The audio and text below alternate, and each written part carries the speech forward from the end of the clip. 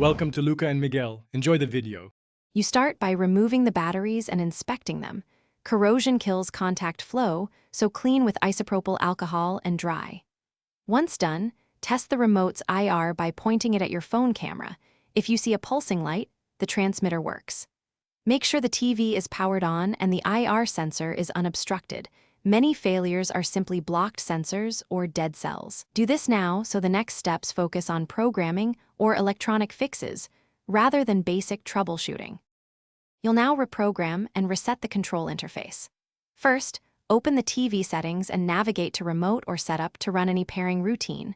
Follow on-screen prompts slowly so codes sync. If the remote supports a factory reset sequence, use it. Otherwise, remove batteries for 1 minute to discharge residual memory and reinsert.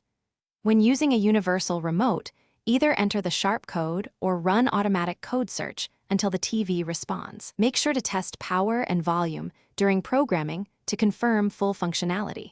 Finish by verifying every major function: power, volume, input, channel, and guide. Test each button and record any failures so you know whether it's intermittent, one button, or total failure. If problems persist, try a low-cost universal remote or the Sharp remote app. This narrows the issue to the original remote. One key troubleshooting tip: if only some buttons fail, it's often worn rubber contacts. Replacement pads are cheap and simple to swap. If nothing works, contact Sharp with your model and purchase date. Thanks for watching and please subscribe. It's the best investment you'll ever make.